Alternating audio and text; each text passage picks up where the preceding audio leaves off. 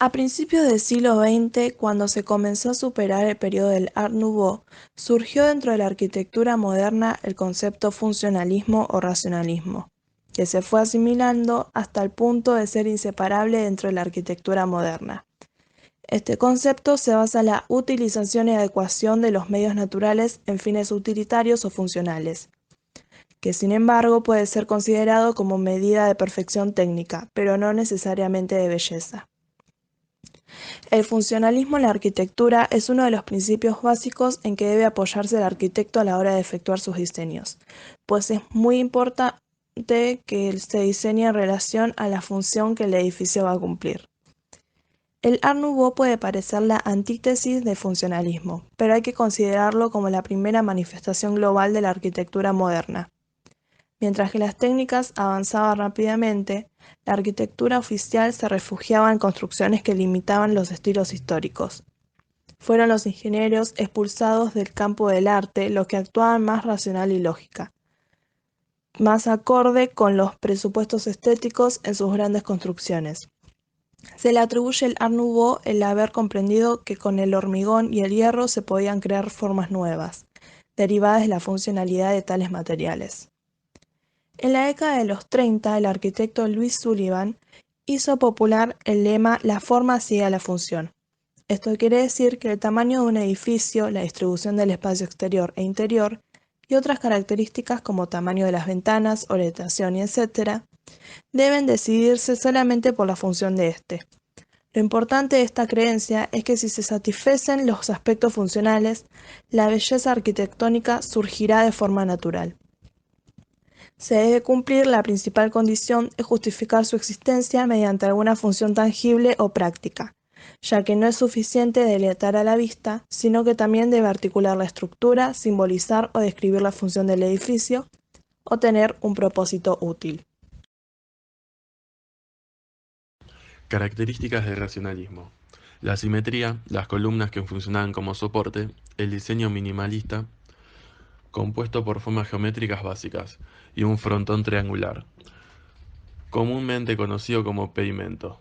La simetría, la funcionalidad y los aspectos geométricos del movimiento neoclásico estaban defendiendo las características de la ideología racionalista.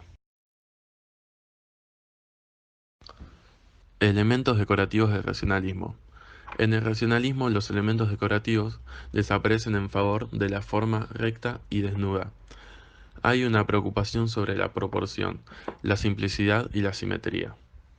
El espacio interno se basa en una planta libre, con paredes internas que se curvan y se mueven libremente adaptándose a las diferentes funciones.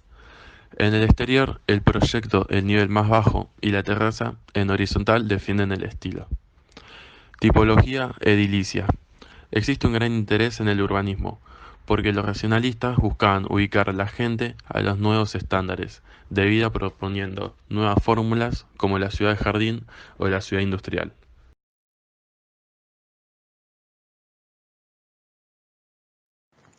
Ludwig Mies van der Rohe, representante alemán de racionalismo arquitectónico, nacido el 27 de marzo de 1886. Se formó como colaborador en los estudios del arquitecto y diseñador Bruno Paul y con Peter Behrens. La arquitectura de Mies se caracteriza por la sencillez de los elementos estructurales, por la composición geométrica y por la ausencia total de los elementos ornamentales. Se basa en las proporciones. El interés por los materiales como elemento expresivo define su obra. Emplea la piedra, el mármol, el acero, el vidrio en sus más absolutas purezas y trabaja con el hormigón en todas sus posibilidades, como elemento estructural y como material de acabo exterior. En 1912, Mies van der Rohe abrió su propio estudio en Berlín y durante los primeros años recibió muy pocos encargos. Sus primeros intentos arquitectónicos eran aún conservadores, pero ya muestran el camino que seguirá durante el resto de su carrera.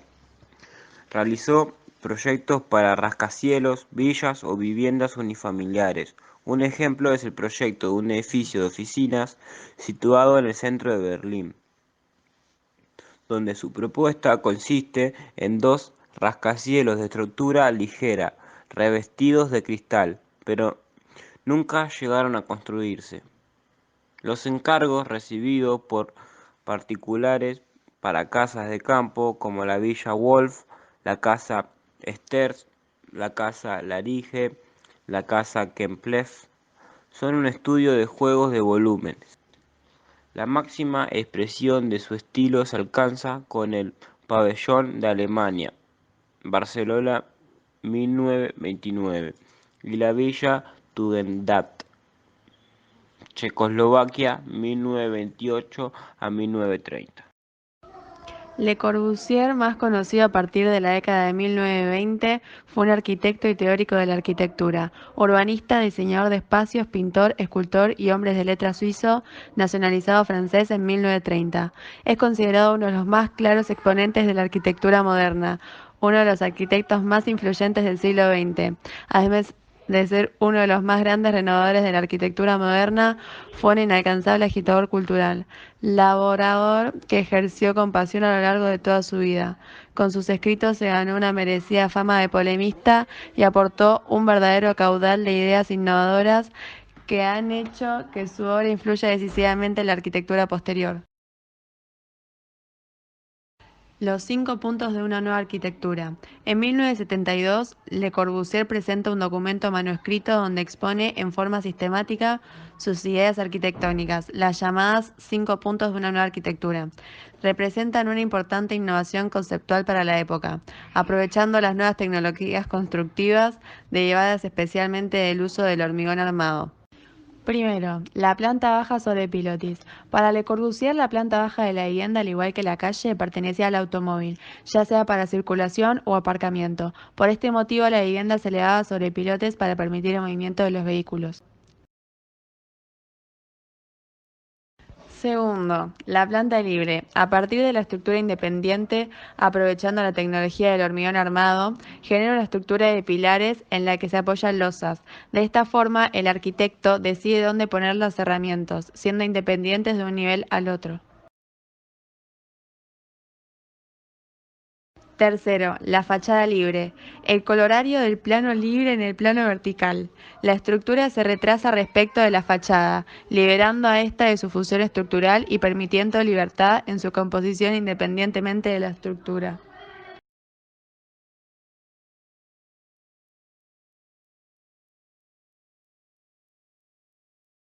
Cuarto, la ventana alargada. Por el mismo motivo del punto anterior, también los muros exteriores se liberan y las ventanas pueden abarcar todo el ancho de la construcción, mejorando la relación con el exterior y permitiendo un mejor asolamiento de los espacios interiores.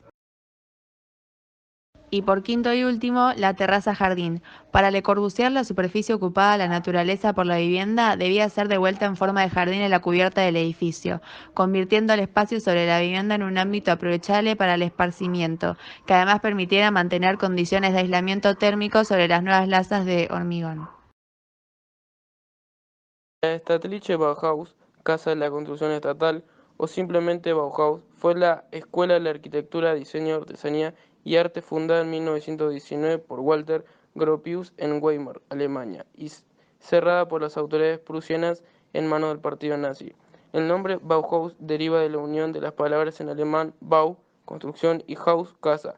Irónicamente, a pesar de su nombre y del hecho de que su fundador fue un arquitecto, la Bauhaus no tuvo un departamento de arquitectura en los primeros años de su existencia.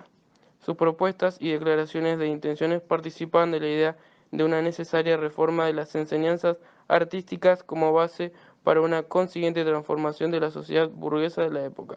De acuerdo con el pensamiento socialista de su fundador, la primera fase, 1919-1923, fue idealista y romántica. La segunda, 1923-1925, mucho más racionalista. Y en la tercera, 1925-1929, alcanzó su mayor reconocimiento, coincidiendo con su traslado de Weimar a Dessau.